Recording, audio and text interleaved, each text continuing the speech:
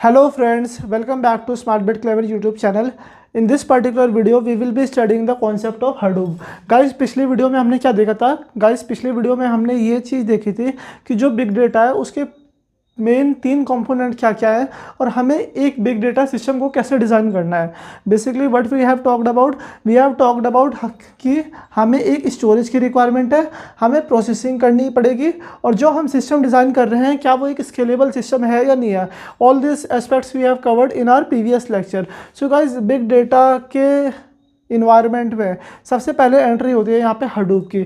So Hadoop was introduce in 2007. So guys, जो ये Hadoop है, हडूप सबसे पहले इंट्रोड्यूस हुआ था 2007 में और जो उसका अगला वर्जन आया था, the next version of Hadoop was release इन 2012. 2012 में हडूप का दूसरा वर्जन चल रहा था और जो आज की डेट में at present time the version 3 of Hadoop is going on. Version 3 of Hadoop is going on. So this was my version 1, you can say. Version 2 was released in 2012 and currently version 3 is going on. Hadoop version 3. So guys, आज के इस video में हम Hadoop के बारे में बात करेंगे. So Hadoop was the first framework which was designed to solve big data problem. अब guys, Hadoop को मैं framework क्यों बोल रहा हूँ? Hadoop was the first framework. Guys, ये मैं framework इस वजह से बोल रहा हूँ इसे क्योंकि ये कोई सिंगल टेक्नोलॉजी नहीं है. इसमें बहुत सारी टेक्नोलॉजी आएगी जो कि मेरी बिग डेटा की प्रॉब्लम को सॉल्व करने में मदद करेगी. So what we can say that it is not a single tool but it is a combination और we can say collection of different technologies that are use to solve big data problem. So Hadoop basically एक framework है जो कि क्या करेगा, मुझे help करेगा मेरी बिग डेटा की प्रॉब्लम को सॉल्व करने के लिए. तो गाइस, जो हडूप होता है उसके बेसिकली 3 मेन कंपोनेंट होते हैं. What are the 3 main component of Hadoop? 3 component of Hadoop are, guys आप गैस करो क्या कंपोनेंट होंगे. मैंने आपको क्या बताया था पिछली वीडियो में कि हमें स्टोरेज की रिक्वायरमेंट होगी, प्रोसेसिंग की रिक्वायरमेंट होगी और हमें ये चीज़ चेक करनी पड़ेगी कि हमारा सिस्टम स्केलेबल है या नहीं है. तो सबसे पहले कंडीशन आएगी स्टोरेज की. सो स्टोरेज में क्या होगा गाइज? स्टोरेज में हडूप पे एक कंपोनेंट होता है जिसे मैं बोलता हूँ HDFS. गाइज, ये HDFC नहीं है, it is not HDFC. HDFC तो बैंक है इंडिया में, it is not HDFC, it is HDFS. HDFS stand for Hadoop distributed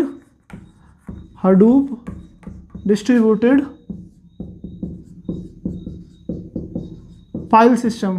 तो ये मेरी क्या है? It is basically my distributed storage. तो गाइज, अगला जो कंपोनेंट आता है, इसका अगला कंपोनेंट आता है मेरा map reduce. This is my map reduce. So जो ये मेरा मैप रिड्यूस है, it is basically use for distributed processing. जो भी मेरी प्रोसेसिंग वगैरह होती है वो मैप रिड्यूस के थ्रू होती है. और जो इसका तीसरा कंपोनेंट है that is yarn. Yarn is basically use for resource negotiator. तो गाइज, इन 3 कंपोनेंट के साथ मेरा हडूप आया था. तो हडूप के 3 पार्ट है, HDFS, map reduce and yarn. So guys, सबसे पहले हम HDFS के बारे में बात करते हैं. जैसा कि मैंने आपको बताया, HDFS is a distributed storage where my data spans across multiple system. So HDFS is my distributed storage. ये क्या है मेरी? It is my distributed storage.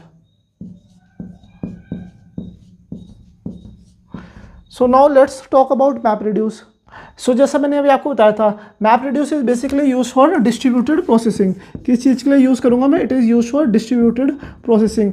Guys, map reduce की रिक्वायरमेंट इसलिए आई क्योंकि जैसे मोनोलिथिक सिस्टम के केस में हमने डिस्कस किया था, जो मेरा डेटा है वो डिफरेंट नोड्स या फिर डिफरेंट क्लस्टर्स में प्रेजेंट है. तो मैप रिड्यूस के केस में क्या होगा? आई will B processing my data that is present on different nodes and different cluster with the help of MapReduce. And YARN basically stand for resource negotiator. Guys, ये मेरी resources को negotiate करता है and उसे allocate करता है किसी भी प्रोसेस के लिए. मैं आपको एक एग्जांपल देता हूँ. Let suppose there is a 30 node cluster और 30 नोड क्लस्टर में कोई जॉब रन कर रही है, लेकिन जो ये जॉब रन कर रही है इन्हें किसी रिसोर्सेज की रिक्वायरमेंट आती रहेगी. मान लो कभी इसे स्टोरेज की रिक्वायरमेंट है या कभी कुछ प्रोसेसिंग करनी है इन जॉब को. तो ये सारी चीज़ें कौन मैनेज करेगा? YARN will manage all this particular thing. It will act as a resource negotiator और you can say resource manager. We can also say resource manager. So guys ये तीन मेरे बेसिक कंपोनेंट थे हडूप के। आपको simple चीज़ याद रखनी है, what is the thing. First one storage, second thing processing, and third कि वो कैसे चीज़ मैनेज हो रही है, that is manage through yarn. So guys अब हम बात कर लेते हैं कि हडूप की इकोसिस्टम टेक्नोलॉजी कौन कौन सी है। जैसे कि मैंने आपको बताया हडूप इज़ अ फ्रेमवर्क, सो इसकी बाकी टेक्नोलॉजी के बारे में भी बात कर लेते हैं। So I just explain this particular thing. यहाँ पे सपोज करते हैं हडूप है, हडूप के हमने तीन पार्ट देख लिए। There are three component of Hadoop, H D F S, map reduce and we can say yarn. तो ये तो हडूप की बात होगी।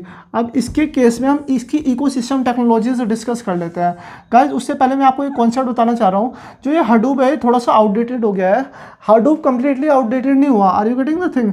यहाँ पे क्या है, ये जो ये मैप रिड्यूस है, मैप रिड्यूस के केस में मुझे क्या करना पड़ता है, मुझे एक छोटी सी प्रोसेसिंग करने के लिए भी बहुत लंबे लंबे कॉम्प्लेक्स जावा कोड लिखने पड़ेंगे। पहले मुझे मैप बनाना पड़ेगा, फिर रिड्यूस करनी पड़ेगी, ये सारी चीज़ें। तो ये जो मैप रिड्यूस है ये आजकल ऑब्सोलेट हो चुका है, और इस मैप रिड्यूस के बदले क्लाउड बेस्ड टेक्नोलॉजीज या फिर डिफरेंट न्यू एस्पेक्ट आ चुके हैं। जैसे कि we can use Apache Spark and different thing for this particular map reduce purpose. So वो सारी चीज़ें हम डिटेल में स्टडी करेंगे। You can say map reduce is obsolete these days and we don't use map reduce for distributed processing, क्योंकि इसमें complex line of Java code लिखने पड़ते हैं and it is not an efficient manner, it is inefficient basically. So let's talk about the ecosystem technology of Hadoop. So सबसे पहले we will be talking about Hive. एक Hive इसकी technology होती है। Another one is HBase. HBase एक technology है। Other one you can say Scoop. Scoop is a technology. Then we can say Pig is a ecosystem technology. अभी हम ये सारी चीज़ें डिटेल में समझेंगे। Then what you can say, Ozzy is also an ecosystem technology. Ozzy is also an ecosystem technology. So guys ये जो ये सारी टेक्नोलॉजी मैंने अभी आपके सामने लिखी, one is hive, HBase, Ozzy, Pig and Scoop, ये बेसिकली मेरी डेटा प्रोसेसिंग और डेटा मूवमेंट को ईजी बनाते हैं and it helps in the big data world. ये बेसिकली एक इकोसिस्टम क्रिएट कर रहा है। सो गाइस सबसे पहले हम Scoop के बारे में डिस्कस करते हैं। सो स्कूप का मेन काम क्या है, scoop basically help in my data movement. Scoop किस चीज़ में हेल्प करता है, स्कूप मुझे डेटा मूवमेंट में हेल्प करता है। गाइस सपोज करो आपका डेटा ऑन प्रीमाइसेस पे रखा हुआ है या फिर आपके सिंपल स्टोरेज में रखा हुआ है, तो आपको क्या करना है, उस डेटा को क्लाउड में मूव करना है या फिर कहीं और मूव करना है। So with the help of scoop you can basically move the data. मैं आपको इसी का एग्जाम्पल देता हूँ हडूप का। सपोज करते हैं गाइज मेरा एक टेबल है, मेरे पे एक relational database management system RDBMS में मेरा एक टेबल रखा हुआ है और उस पर्टिकुलर डेटा को मुझे डिस्ट्रीब्यूटेड स्टोरेज यानी कि HDFS में मूव करना है। सो किस चीज़ की हेल्प से मूव कर सकता हूँ मैं, I can use Sqoop at that particular place, it will help me in my data movement and with this particular thing I can move my data either from HDFS to relational database management system RDBMS table में, या फिर reverse manner में मैं data movement कर दूंगा with the help of scoop. So let's discuss about the cloud based alternative. अगर guys cloud based alternative के बारे में बात करेंगे, cloud based alternative of scoop is azure data factory, ADF। ये हम एज्योर की वीडियो सीरीज में डिस्कस करेंगे कि how does ADF work. ADF के मेन 3 फीचर्स होते हैं। One is my data transfer from source to destination, या फिर आप सोर्स टू सिंक कह सकते हो। Second is little bit of transformation it perform, and third thing is orchestration. So now let's talk about next technology, that is Pig. Pig का क्या काम है guys? Pig basically helps me to clean the data. It helps me to clean the data. Pig का क्या काम है? Pig data cleaning में help करता है, clean the data. So अब हम यहाँ पे बात करते हैं Hive की। Hive क्या करेगा? Hive basically provides me an SQL-like interface. Hive basically provides me an SQL-like interface. It helps me to query the data. So now let's talk about HBase. So HBase क्या है यहाँ पे? HBase is my NoSQL database. HBase is NoSQL या फिर NoSQL database. So guys जब भी मुझे कोई डेटा इंस्टेंटली एक्सेस करना पड़ता है, I can use HBase for that particular thing. और cloud based alternative of HBase is Cosmos DB. So what we can say, random access of data is possible instantly with the help of HBase. So guys now OSI के बारे में हम बात करते हैं. OSI basically help me in workflow scheduler. It is basically a workflow scheduler. Guys suppose करो आपकी 3 या 4 मैप रिड्यूस जॉब रन कर रही है और वो 3 और 4 मैप रिड्यूस जॉब जो रन कर रही है उसे OSI मेरा मेंटेन करेगा. So let's take an example. Guys suppose करो मेरे पे 4 मैप रिड्यूस जॉब वर्क कर रही है. One is my map reduce job 1, other is MR2, map reduce job 3, map reduce job 4. ये 4 जॉब रन कर रही है. सपोज करो ये 3 पैरेलल में रन करेगी और ये उसके बाद रन करेगी. So all this particular thing will be manage with the help of OSI. If you will be talking about cloud based alternative of OSI, it is Azure Data Factory only. So guys आपने देखी है technologies, basically these are the ecosystem technologies of Hadoop. Guys ये आजकल हम इतनी ज़्यादा detail में use नहीं कर रहे because we are more focusing on the cloud based alternatives. जैसा कि हम एज्योर के बारे में स्टडी करेंगे, AWS के बारे में स्टडी करेंगे. Basically Hadoop is not obsolete. Hadoop obsolete नहीं हुआ. We are still using Hadoop in one or the other manner. हम मैप रिड्यूस यहाँ पे यूज़ नहीं कर रहे हैं. We are still using HDFS for storage. We are still using yarn as a resource manager. HDFS के बदले आप और स्टोरेज भी यूज़ कर सकते हो. Like you can use data lake, ADLS Gen 2, Amazon S3 and yarn के लिए आप कोई भी रिसोर्स मैनेजर यूज़ कर सकते हो इस केस में. सो गाइज इस वीडियो में हमने देखा कि इकोसिस्टम टेक्नोलॉजी क्या क्या है. Scoop is basically use for data movement. Data मेरा सोर्स से डेस्टिनेशन में मूव करेगा तो कौन करवाएगा? स्कूप करवाएगा. पिक क्या हेल्प करेगा? Pig basically help me to clean my data. After that there is an OSI. OSI क्या करेगा? OSI basically helps in workflow schedule. And then there is the concept of HBase. HBase is a NoSQL database. अगर मुझे अपने data को instantly access करना है तो then I will be using HBase for that particular thing. Then there is Hive. Hive क्या है? Hive basically provide me SQL like interface and with the help of Hive I can query my data and I can extract anything from that and I'll basically use that particular tool to fulfill my business requirement. So guys मुझे उम्मीद है आपको इतना सारा concept clear हुआ होगा. लेकिन guys जाने से पहले एक काम करते हैं, हम थोड़े से चैलेंजेस भी डिस्कस कर लेते हैं. Let's discuss about challenges of Hadoop. Guys challenges आप ही मुझे बता दो कमेंट सेक्शन में क्या क्या होंगे. अभी मैंने इतनी सारी इकोसिस्टम टेक्नोलॉजी के बारे में बात करी, दिस.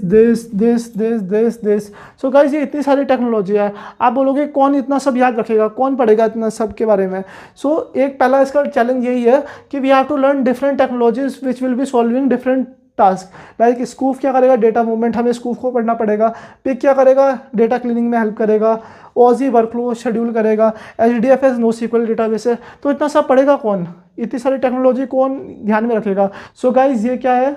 ये एक चैलेंज है हडूप का कि we have to learn so many ecosystem technology. Second challenge you can say map reduce के केस में हमें क्या करना पड़ता है. In case of map reduce we have to write complex Java code. मैं एक जावा कोड आपकी स्क्रीन पे भी अटैच कर देता हूँ. देखो गाइज छोटे से टास्क के लिए कितना बड़ा जावा कोड यहाँ पे लगा हुआ है. So this is a tedious task. So map reduce is very slow and it's very difficult to write Java codes. Guys main चीज़ ये है कि जावा कोड लिखना टफ नहीं है, लेकिन एक छोटे से काम के लिए अगर मुझे इतना लंबा जावा कोड लिखना पड़ेगा so that is a tedious task. So guys मुझे उम्मीद है आपको ये पर्टिकुलर वीडियो समझ आई होगी.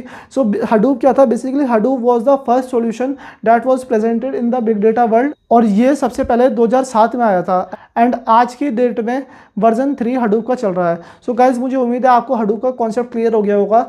ये आपको समझना है और थोड़ा सा ध्यान में रखना है. आपको ये सारी टेक्नोलॉजी यूज़ नहीं करनी. We will be implementing cloud based solution. So guys for proper understanding हमें ये चीज़ पढ़ने की रिक्वायरमेंट है. सो गाइज मुझे उम्मीद है आपको वीडियो पसंद आई होगी. अगर आपको वीडियो पसंद आई है तो प्लीज़ वीडियो को लाइक करो, चैनल को सब्सक्राइब करो and hit that bell icon. I will see you in my next video. So stay tuned.